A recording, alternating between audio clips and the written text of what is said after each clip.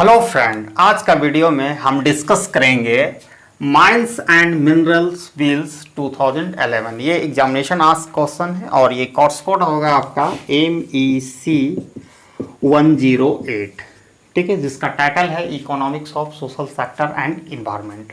इसको माना जा सकता है एक स्ट्रॉन्ग माने पॉसिबिलिटी है coming into your examination take place on 8 August, ठीक है, दिस ईयर।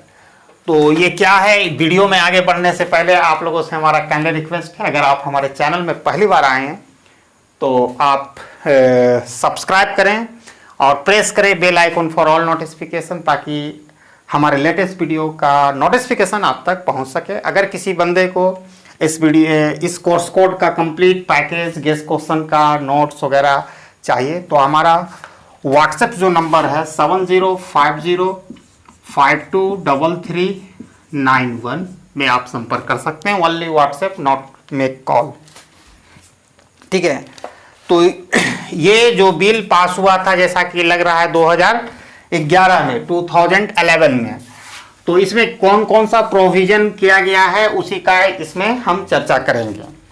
तो सबसे पहले ये अलाउ किया था स्टेट गवर्नमेंट को प्रोवाइड करे प्रीफरेंशियल ग्रांट ऑफ मिनरल कंसेशन, ठीक है, small deposit in isolated patches, हम इसका एक्सप्लेन कर देंगे, ठीक है, और cooperatives of scheduled tribes in the schedule 5 and 6 area, ठीक है।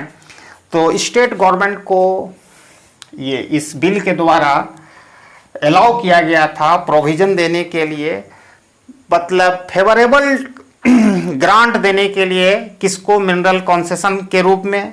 और जो स्मॉल डिपॉजिट है, किसी भी मिनरल का स्मॉल डिपॉजिट है किसी भी पैचेज माने स्मॉल भाग में, उसके लिए था। और जो शेड्यूल ट्राइब जो हमारा संविधान में कहिए जो मेंशन है शेड्यूल 5 and 6 में, तो उसके लिए कोऑपरेटिव बनाने के लिए अलाउ किया था स्टेट गवर्नमेंट को ये माइंस एंड मिनरल बिल 2011 के अनुसार। इसके दूसरा जो पॉइंट है, पहला पॉइंट हम लोगों ने देखा, दूसरा पॉइंट में जो इंटरेस्टेड कंपनी है, ठीक है, वो पे करेगा कंपनसेशन। किसको करेगा कंपनसेशन? उस पर्सन को करेगा जिससे वो माइनिंग करेगा। तो वो अफेक्टेड पर्सन जो माइनिंग करने से जो इसका सोसाइटी पर इम्पोज होगा कॉस्ट, या उसके लैंड को जो एक्वायर करेगा, तो जो इससे इफेक्टेड पर्सन होगा उसको कंपेंसेशन देना पड़ेगा, जो कंपनी मतलब लीज लेगा माइनिंग के लिए। दूसरा पॉइंट हो गया। तीसरा पॉइंट, ठीक है, ये तो प्योर थियोरेटिकल क्वेश्चंस है। जो mining lease will be given on competitive bids, माने कॉम्पिटिटिव बिड्स पर माइनिंग जो लीज दिया जाएगा, यानी यहाँ पर कोई भेदभाव नहीं किया जाएगा विदाउट डिस्क्राइमिनेशन के। जो भी बंदा मतलब कॉम्पिटेंट होंगे इसके माइनिंग के लिए, उसी को माइनिंग लीज लिया जाएगा, ठीक है। चौथा पॉइंट, जितना भी जो माइंस लीज होल्डर होगा, जो माइनिंग करने के लिए लाइसेंस लेगा, उसको भी कंपेंसेशन पे करना पड़ेगा लोगों को। जिस जमीन पर वो लीज लिया है, तो वहाँ जो लोग ऑलरेडी राइट है, जिसका ट्रेडिशनली राइट है, जो पर्सन है, उससे जो अफेक्टेड लोग होंगे, मतलब वो माइनिंग करने से जो अफेक्टेड लोग हैं, उनको कंपेंसेशन देना पड़ेगा। कौन देगा? पॉइंट नंबर 4 में जो माइनिंग लीज लेगा, यानी माइन लीज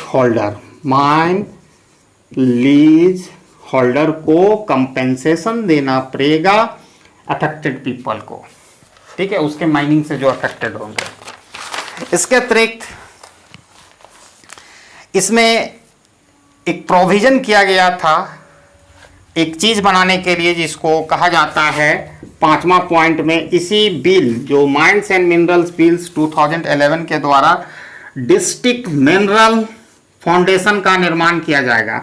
और इसका जो बेसिक फंक्शन होगा, इसका जो डिस्ट्रिक्ट मॉनेटरी जो फाउंडेशन बनाया जाएगा इस बिल के तहत, और उसका जो मुख्य कार्य होगा, मेजर जो फंक्शन होगा, वो डिस्ट्रीब्यूट करेगा मॉनेटरी बेनिफिट, ठीक है, टू पर्सन या फैमिली जो अफेक्टेड होगा mining operation in the district. किसी भी डिस्ट्रिक्ट में माइनिंग ऑपरेशन से जो भी पर्सन या पर्टिकुलर पर्सन या फैमिली अफेक्टेड होगा उसका जो डिस्ट्रीब्यूशन करेगा मॉनेटरी वैल्यू का।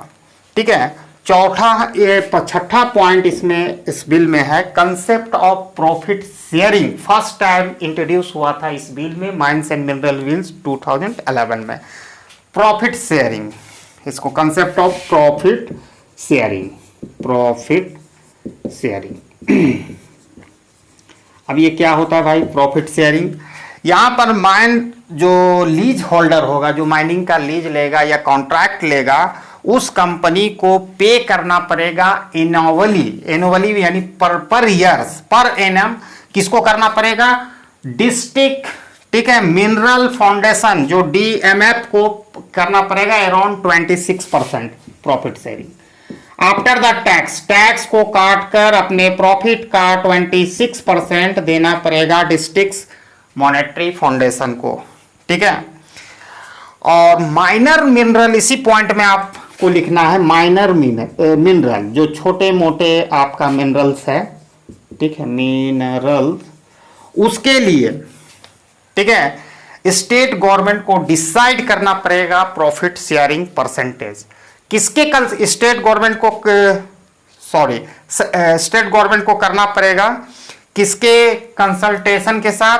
आपको स्टेट गवर्नमेंट डिसाइड करेगा फॉर माइनर मिनरल के लिए profit sharing percentage in consultation with the propose national mining regulatory authority के संपर्क में रहकर आप स्टेट गवर्नमेंट डिसाइड कर सकता है प्रॉफिट शेयरिंग। ठीक है, सातवां जो पॉइंट है हम इधर लिख रहे हैं, सातवां पॉइंट, 7 पॉइंट, जो माइनिंग कंपनी होगा, जो भी माइनिंग लीज होगा, उसको प्रोवाइड करना पड़ेगा एम्प्लॉयमेंट एंड अदर असिस्टेंस पर rehabilitation package of state government के अनुसार। ठीक है, इसको एम्प्लॉयमेंट वगैरह प्रोविजन करना पड़ेगा जो भी इफेक्टेड लोग हैं, और किसके अनुसार? एम्प्लॉयमेंट, किसके, और अदर जो असिस्टेंट होगा एज पर जो भी रिहैबिलिटेशन जो पैकेज है स्टेट गवर्नमेंट के अनुसार उसको पे करना पड़ेगा। ठीक है, किसको करना पड़ेगा? जो भी इफेक्टेड लोग होंगे, इफेक्टेड फैमिली होंगे, पर्सन होंगे। ठीक है, 8वां पॉइंट, अगर टर्मिनेशन माने after the termination of mineral concession, अगर मिनरल कॉन्सेशन को कर दिया माने टर्मिनेशन कर दिया जाता है या खत्म कर दिया जाता है, या लीज को खत्म कर दिया जाता है, तो स्टेट गवर्नमेंट का ये जिम्मेदारी बनता है वो इवैल्यूएट करे डैमेज जितना लैंड को किया है और डिटरमाइन करे कंपेंसेशन अमाउंट, जो क्षतिपूर्ति जो राशि है amount to be paid to affected person and family. और 9 नंबर पॉइंट में आपका है mining lease is a given in consultation with the gram sabha. आपको स्टेट गवर्नमेंट के द्वारा जो भी दिया जाएगा या सेंट्रल गवर्नमेंट के द्वारा, तो ग्राम सभा से भी संपर्क बना के राय मशवरा करके ही दिया जाएगा। ठीक है, यानी यहां पर आप कह सकते हो डिसेंट्रलाइजेशन ऑफ पावर किया गया माइंस एंड मिनरल बिल 2011 में। सेंट्रल गवर्नमेंट, जो भी हमारा सेंट्रल गवर्नमेंट होगा, इन consultation with the state government will form national, जो 10 नंबर पॉइंट है, सेंट्रल गवर्नमेंट बिल्कुल किससे संपर्क बना के वो फॉर्म करेगा? प्रत्येक स्टेट गवर्नमेंट से संपर्क करके एक फॉर्म करेगा, उसका नाम है नेशनल सस्टेनेबल डेवलपमेंट फ्रेमवर्क। ठीक है, इसको करेगा। इसका जो मेन फंक्शन होगा, इंश्योर करेगा scientific development and exploration of mineral, protection of environment, prevention and control of pollution. मतलब हमारा सेंट्रल गवर्नमेंट होगा जो प्रत्येक राज्य के स्टेट गवर्नमेंट के संपर्क में आके या डिस्कशन करके एक खोलेगा नेशनल सस्टेनेबल डेवलपमेंट फ्रेमवर्क तैयार करेगा, जिसका फंक्शन होगा रिसर्च करने के लिए इन्वायरमेंटल, जो भी इन्वायरमेंटल माने क्या कहते हैं, scientific development and exploration of, आप कह सकते हो मिनरल, नए नए मिनरल की खोज वगैरह, उसका साइंटिफिकली रिसर्च करने पर खर्च करेगा, या आप माने उस पर खर्च करेगा, लोगों को एंगेज करेगा, और कैसे प्रोटेक्शन किया जाए मैक्सिमम इन्वायरमेंट को, कैसे रोका जाए इन्वायरमेंटल पॉल्यूशन को, इन सारी बातों को फ्रेमवर्क तैयार होगा, जिसमें पार्टिसिपेशन होगा स्टेट गवर्नमेंट और सेंट्रल गवर्नमेंट का एक साथ। तो जैसे कि अभी आप जानते हैं कि मोर देन हमारा यहाँ अभी जैसे 2016-17 में, अभी तो हम प्रेजेंट आंकड़ा तो हमारे पास नहीं है, लेकिन अभी करेंटली आपको 75% जो हमारा 2016-17 तक हमारा 85% जो हमारा इलेक्ट्रिसिटी जो जनरेट होता था वो कोल वेस्ट जनरेट होता, कोयला पर आधारित बिजली था। अभी करेंटली ऐसा एस्टिमेट किया जाता है 75% हमारा जो इलेक्ट्रिसिटी जो जनरेट होता है वो सिर्फ कोयला से आधारित होता है, और इस पर जो कोयला अपने आप में ये जो सोर्सेस ऑफ एनर्जी है, पॉल्यूशन भी एसोसिएट है इसके साथ इन्वायरमेंटल। तो इस पॉलिसी में क्या किया गया है कि जो माइंस एंड मिनरल पॉलिसी में साफ कहा गया है कि कोयला आधारित बिजली की जो परसेंटेज है, कोयला के जो आधारित बिजली के 75%, ये करंटली जो 2016-17 में ये आई थिंक 85% था, उसको कम से कम किया जाए, और अल्टरनेटिव सोर्सेस ऑफ एनर्जी जैसे सोलर सिस्टम या अदर्स क्लीन जो टेक्नोलॉजी है उस पर आधारित बिजली को जनरेट किया जाए। उसके बाद इसके अतिरिक्त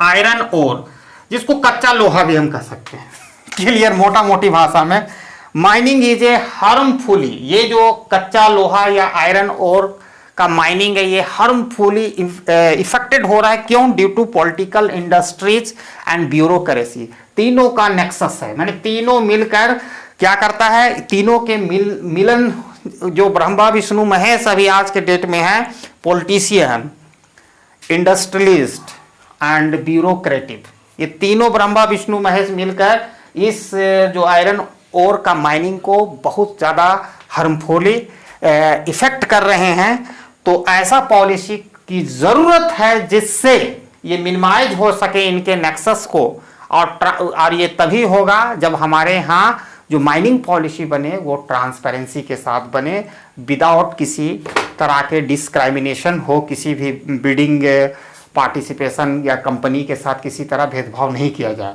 जैसा कि अब इस पर तो बहुत कुछ है, लेकिन ये सारा जो पॉइंट हमने बताया है आपको लिखना है परीक्षा में, ठीक है। तो ये था हमारा माइंस एंड मिनरल्स बिल्स 2011 पर वीडियो, और thanks for watching my video till and. जय हिंद।